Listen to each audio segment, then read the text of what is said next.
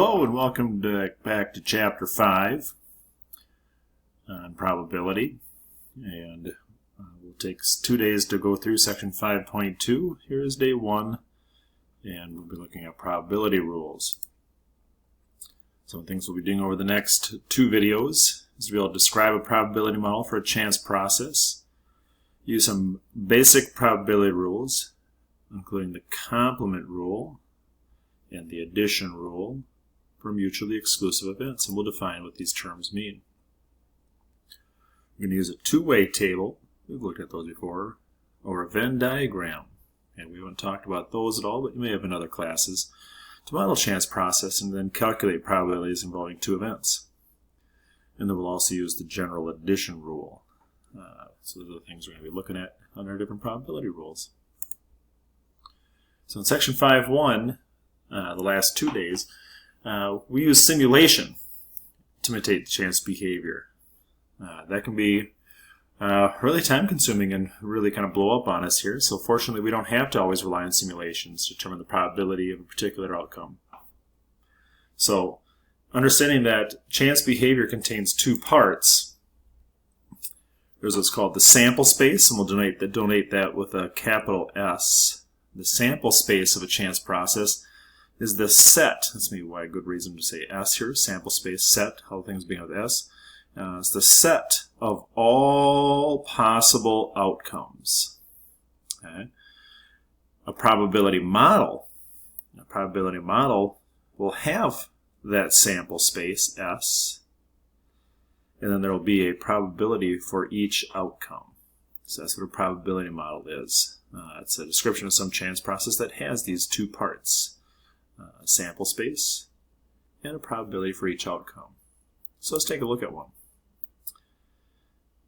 These should look familiar. These are all the combinations of rolling 2 dice. In our sample space, there are 36 different outcomes. Here's one outcome here, rolling, sometimes called snake eyes. This is where I get a 2 on the first die and a 1 on the second, which is different than this one right here. Okay?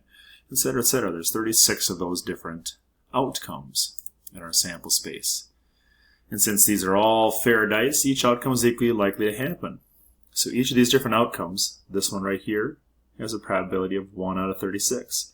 Just like this one right here has a probability of 1 out of 36 happening. Well, in these probability models, these will allow us to find probabilities of a collection of outcomes. And that's what we're going to start looking at here. So another vocabulary word we're going to talk about is an event. Okay? An event is a collection of outcomes from some chance process. So kind of remember this, a collection of outcomes. That is, an event is a subset. It's a subset of the sample space. A lot of times we denote these events with a capital letter, like A, B, C, etc. So, like for example, if A is any event, we write its probability as P of A. We're saying, so this is talking about saying this is the probability of A occurring.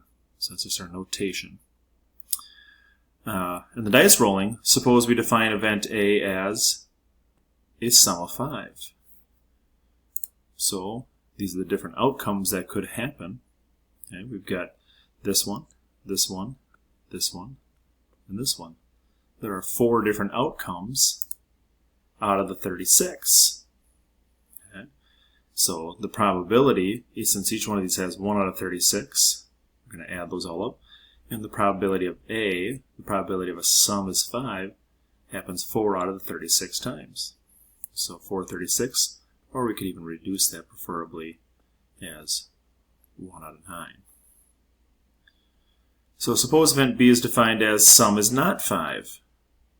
What is the probability of event B? Well, if the sum is not 5, okay, we'd have all those other ones that are not 5. We'd have all 32 out of those 36 events. Or we could write that as 8 out of 9.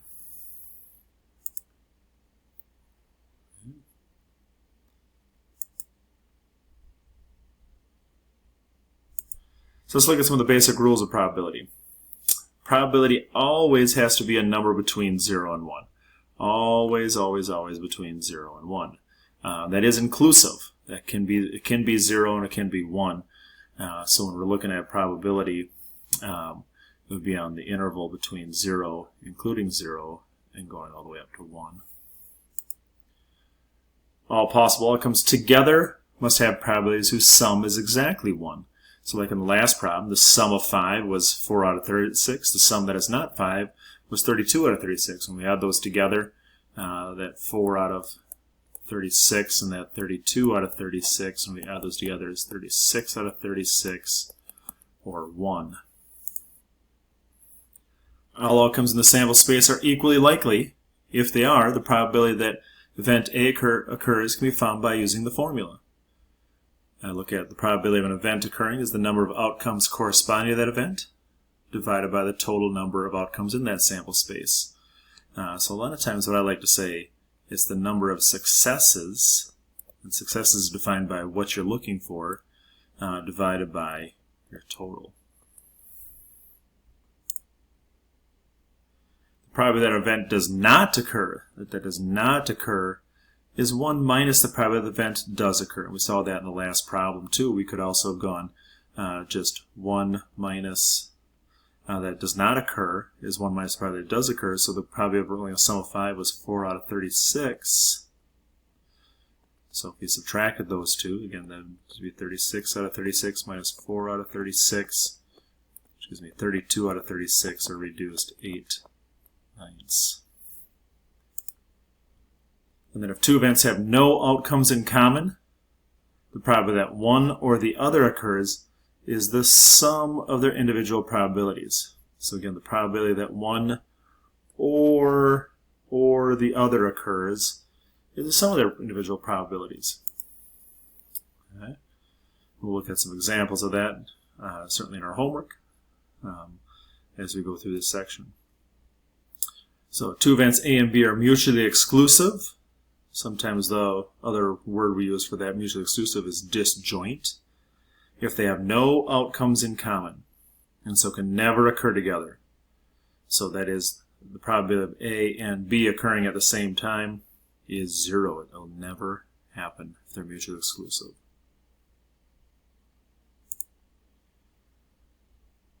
So just a little summary of some of the basic rules here.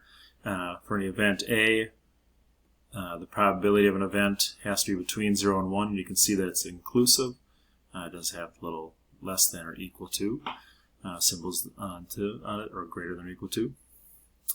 The sample space and the probability of getting something in the sample space, the probability of getting something in the sample space is 1. You're always going to get something in the sample space. In the case of equally likely outcomes, our probability is the number of successes, as we again talked about, divided by the total. We have what's called the complement rule. That's what was defined or stated earlier there. And we kind of write it like this. The probability of A complement is 1 minus the probability of that event occurring. So in other words, this means the probability of it not occurring is 1 minus the probability that it does occur. We've got the addition rule for mutually exclusive events. So again, if A and B are mutually exclusive, in other words, they do not occur at the same time, what we can say here is that if they are mutually exclusive, there's nothing in common, the probability of one or the other occurs. It's just the addition of the two separate probabilities. So here's something I'm going to want you to remember. When you see the word or, I want you to think of addition. All right, that should be it for the first day on Lesson 5.2. And with that, we should be able to do the following problems here from 5.2. Numbers 27, 31, 32, 39, 41, 43, 45, and 47. And I would guess you would probably have some success with that. All right, thank you.